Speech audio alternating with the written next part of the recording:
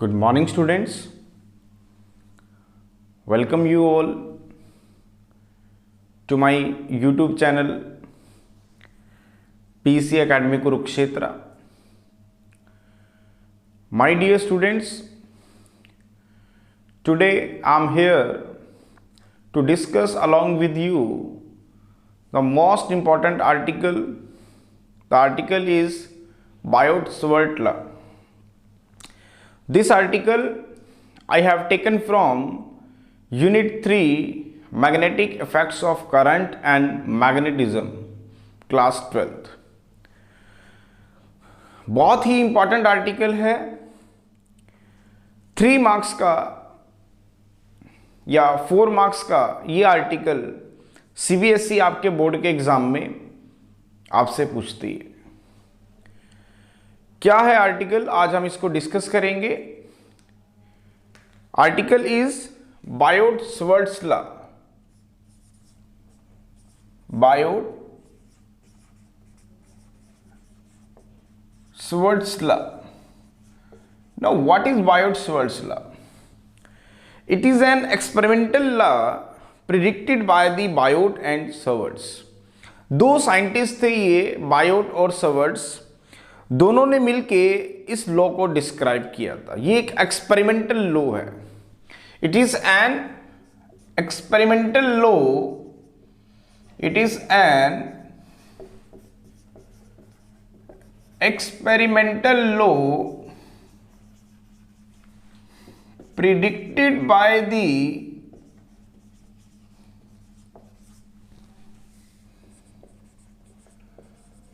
Biot and सवर्ट्स।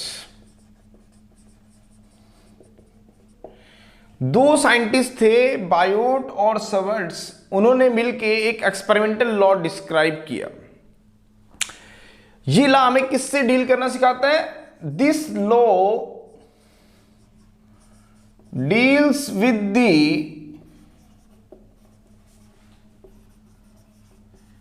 Magnetic field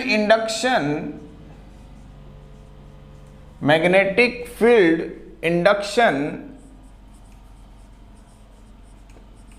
due to a small current element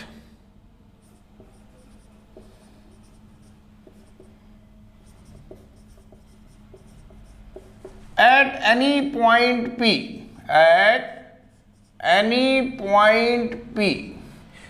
What is Biot-Savart law? It is an experimental law predicted by the Biot and Swartz. 2 scientist थे, Biot and Savart. उन्होंने मिलके ये experimental law describe किया। And this law deals with the magnetic field induction due to a small current element. What is small current element? क्या है small current element? एक conductor का एक छोटा सा एलिमेंट जिसके अंदर से एक करंट आई पास हो रहा है। A current carrying element of any conductor, that is called small current element. So this law deals with the magnetic field induction due to this small current element at any point P. तो let us consider a conductor XY. मैं एक conductor ले रहा हूं। Let us consider a conductor XY carrying a current, say I, from X to Y। मैं यहां पे एक कंडक्टर ले रहा हूं। Suppose this is the conductor XY, जिसके अंदर आपका जो करंट है वो I मूव कर रहा है। अब हमें क्या करना है? इसके ऊपर एक करंट कैरिंग एलिमेंट लेना है। Let us consider a small current carrying element.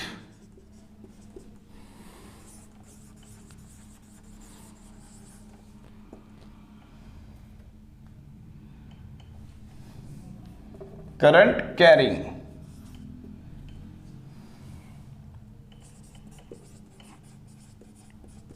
A B of length say D L. मैं यहां पे एक करंट एलिमेंट ले रहा हूं, this is the small element of conductor X Y, this is the small element of the conductor X Y having the length is say D L. इसके अंदर से करंट कितना चल रहा है, आई, तो I D L is the current element. हमें इस पॉइंट P के ऊपर, जिसका यहां से जो परपेंडिकुलर डिस्टेंस है वो मान लेते हैं R है, और जो DL जो एंगल बना रहा है इसके साथ R के साथ वो हमने थीटा मान लिया। हमें इस पॉइंट P के ऊपर इस स्मॉल करंट कैरिंग एलिमेंट की वजह से मैग्नेटिक फील्ड इंडक्शन को चेक करना है। दोबारा सुने, ये एक एक्सपेरिमेंटल लॉ है जो हमें बायोट और सवर्ट्स ने दिया था। ये लॉ हमें डील कराएगा किससे, मैग्नेटिक फील्ड इंडक्शन को due to small current carrying element at any point P। तो मैंने एक कंडक्टर एक्स वाई ले लिया जिसके अंदर करंट आपका x से y चल रहा है, और हमने इसके अंदर एक स्मॉल करंट कैरिंग एलिमेंट लिया, मींस एक स्मॉल एलिमेंट ले रहा हूं A B of this conductor X Y having the length is say D L, जिसके अंदर से करंट आपका I चलेगा, तो I D L is the current carrying element. हमें मैग्नेटिक फील्ड इंडक्शन इस पॉइंट के ऊपर बतानी है due to this small current carrying element. तो मैंने मान लिया let dB be the magnetic field induction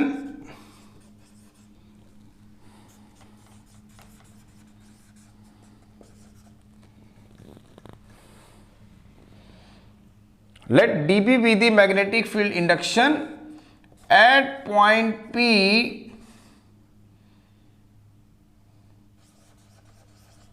due to the small current carrying element। मैंने मान लिया कि इस P पॉइंट पे जो इसकी वजह से मैग्नेटिक फील्ड इंडक्शन है वो dB है, और जो पॉइंट P है and point P is at a perpendicular distance से R from AB। और ये जो P है ये इससे कितने परपेंडिकुलर डिस्टेंस पे है, R पे। लेट हमने मान लिया theta be the angle between DL and R। हमने मान लिया कि थीटा क्या है, इनके बीच का एंगल है। तो हमने इस P पॉइंट के ऊपर इस स्मॉल करंट एलिमेंट की वजह से मैग्नेटिक फील्ड इंडक्शन को फाइंड आउट करना है, और वो मैग्नेटिक फील्ड इंडक्शन है हमारे पास dB।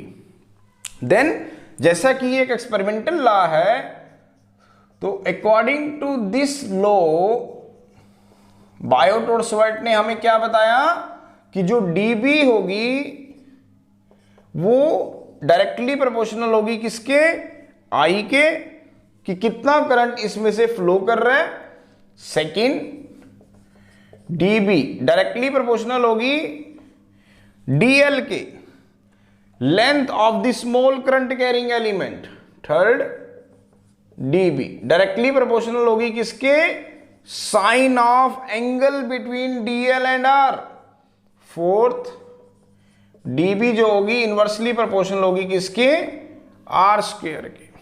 तो combine all these factors, combine all these factors we gate.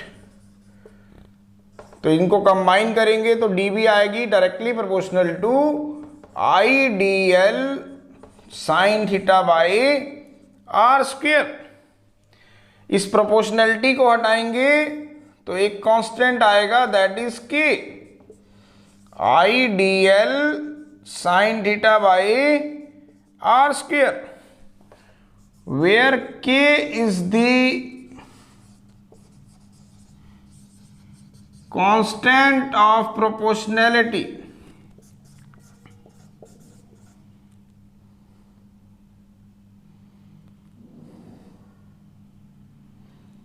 where k is the constant of proportionality।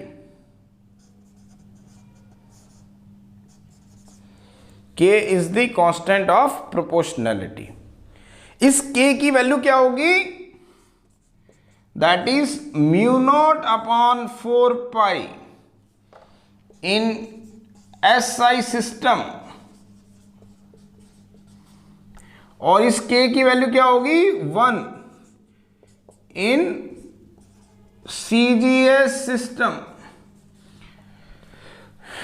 के क्या है? It is a constant of proportionality. Proportionality PROPONALITY, proportionality. Sorry, spelling गलत है proportionality की। Proportionality PRO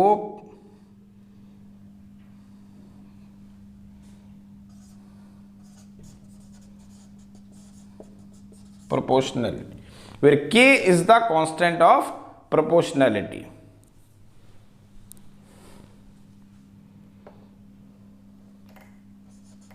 proportionality और k की value कितनी होगी? Mu not upon 4 pi in SI system, और k की वैल्यू होगी 1 इन CGS system. Now what is mu not? That is the permittivity of free space, और इसकी वैल्यू होती है 4 पाई इंटू 10⁻⁻7 वेबर पर ampere per metre. In terms of, अगर हम टेस्ला बात करें, इन टर्म्स ऑफ टेस्ला, तो आपको पता है कि जो 1 टेस्ला होता है that is 1 weber per metre square. तो जब पुट करेंगे तो म्यू नॉट आएगा 4 पाई इंटू 10⁻⁻7। 1 वेबर कितना हो गया? 1 tesla metre square, means 1 tesla per ampere metre. यहां पुट करेंगे जब, तो 1 टेस्ला पर एम्पियर मीटर। दोबारा सुने, व्हाट इज बायोट-सवर्ट लॉ? ये एक एक्सपेरिमेंटल लॉ था जो हमें किसने दिया? बायोट ने और सवर्ट ने, 2 साइंटिस्ट थे, इन्होंने हमें इस लॉ को दिया। ये एक एक्सपेरिमेंटल लॉ था। इस एक्सपेरिमेंटल लॉ में हमें यह बताया गया कि आप एक स्मॉल करंट कैरिंग एलिमेंट की वजह से किसी भी एक पर्टिकुलर पॉइंट P पे, जो कि इससे परपेंडिकुलर डिस्टेंस R के ऊपर है, मैग्नेटिक फील्ड इंडक्शंस को निकाल सकते हैं। तो हमने एक कंडक्टर XY ले लिया जिसके अंदर करंट I चल रहा था। मैंने एक स्मॉल एलिमेंट लिया AB जिसके अंदर करंट I था, इसकी लेंथ थी dl, तो IDL is the current carrying element. इस करंट कैरिंग एलिमेंट की वजह से इस P पॉइंट पे, जो कि इससे परपेंडिकुलर डिस्टेंस R पे है, मैग्नेटिक फील्ड इंडक्शन लग रही है dB। तो बायोट-सवर्ट लॉ ने कहा कि वो जो dB होगा और इस dl और R के बीच में जो एंगल है दैट इज थीटा। तो उसने कहा कि जो मैग्नेटिक फील्ड इंडक्शन होगी dB that is directly proportional to I, क्योंकि ये एक एक्सपेरिमेंटल लॉ है। तो एक्सपेरिमेंटल रिजल्ट्स हमें क्या कहते हैं कि जो मैग्नेटिक फील्ड इंडक्शन है due to small current carrying element, वो डायरेक्टली प्रोपोर्शनल होती है कि कितना करंट इस एलिमेंट से पास हो रहा है। डायरेक्टली प्रोपोर्शनल होगी जो एलिमेंट आपने लिया है उसकी लेंथ के। डायरेक्टली प्रोपोर्शनल होगी sine of angle between DL and R। Inversely proportional होगी 1/r² के। तो कंबाइन करें ऑल दीज फैक्टर्स तो dB आता है directly proportional to IDL sin theta by r²। इस प्रोपोर्शनैलिटी को हटाएंगे तो एक कांस्टेंट आएगा where k is the constant of proportionality। Now what is the value of k? अगर आप SI सिस्टम की बात करेंगे the value of k is mu not upon 4 pi, but in CGS system its value is 1। तो it means जो आपके पास dB आएगा that will become equal to mu not upon 4 pi IDL sine theta by r square. ये हम किसके लिए बात कर रहे हैं? SI सिस्टम के लिए। लेकिन अगर आप CGS के लिए बात करेंगे तो its value comes out to be IDL sine theta by r square. This is for CGS system. ये वैल्यू आपकी किसके लिए आई? SI के लिए, और ये आपकी किसके लिए आई? CGS के लिए। अब जो dB है ये इस एलिमेंट की मैग्नेटिक फील्ड इंडक्शन है इस पॉइंट P के ऊपर, जो कि यहां से परपेंडिकुलर डिस्टेंस R पे। तो अगर हम बात करें डायरेक्शंस ऑफ dB की, तो ये आप राइट हैंड थंब रूल से निकाल सकते हैं। अगर तो एलिमेंट P आपका राइट हैंड साइड के ऊपर है तो जो dB है it is perpendicular to DL and R and its direction is inward. But if the point P is lying on the left hand side of this current element, then again dB is perpendicular to DL and R, but it is acting in outward direction. दोबारा सुने, जो dB है it is perpendicular to DL and R. dB जो है वो DL और R के perpendicular है, और इसकी डायरेक्शंस को हम राइट हैंड थंब रूल से निकाल सकते हैं। ये हमें ये कहता है if the point P is lying on the right hand side. अब जैसे ये पॉइंट P इस एलिमेंट के राइट हैंड साइड पे है तो dB is perpendicular to DL and R and acting in inward direction. But if the point P जहां पे आप मैग्नेटिक फील्ड एक्शंस को फाइंड आउट कर रहे हो वो आपका लेफ्ट हैंड साइड पे है करंट कैरिंग एलिमेंट में, तो dB is perpendicular to DL and R and it is acting in outward directions. So this is the complete discussions about Biot-Savart law, which was the experimental law predicted by the Biot and Savart। ये जो article है mostly time मैंने देखा है CBSE इसको 4 marks का आपसे पूछती है। 3 sets of paper CBSE design करती है। कुछ सेट्स में सीधा स्ट्रेट फॉरवर्ड क्वेश्चन आ जाता है व्हाट इज Biot-Savart लॉ, और कुछ में इसके ऊपर न्यूमेरिकल बेस्ड होता है। ये जो फॉर्मूला मैंने डिजाइन किया इसके ऊपर न्यूमेरिकल आपका बेस्ड होगा। तो नेक्स्ट वीडियो में हम एक न्यूमेरिकल करेंगे जो कि Biot-Savart लॉ के ऊपर बेस्ड होगा। बहुत ही इंपॉर्टेंट न्यूमेरिकल है। एज इट इज आपको यही अगर आता है तो बोर्ड में लिख के आना है, और फ्रिक्वेंटली पिछले 2-3 सालों से ये रिपीटिशन मोड के ऊपर है, तो हर बार इसके चांस रहते हैं Biot-Savart लॉ के। तो क्या था Biot-Savart लॉ वो आज मैंने आपको समझाया। इसका वीडियो मैं जल्दी ही आप तक शेयर कर दूंगा, और उम्मीद है आपको ये मेरा काम पसंद आ भी रहा होगा। So at last my dear students, again I am saying if you like my videos, like my efforts, like my work, then please don't be forget to subscribe my channel and share my videos maximum to your friends, your colleagues, so that they can also take the advantage of this video and clear his her concepts in a simplified way. My dear students, अगर आपको मेरा काम पसंद आ रहा हो, मेरा channel आपकी problems को सॉर्ट आउट करने में, आपके कंसेप्ट को क्लियर करने में अगर आपकी हेल्प कर रहा हो, तो प्लीज़ मेरे चैनल को सब्सक्राइब करना ना भूलें। धन्यवाद।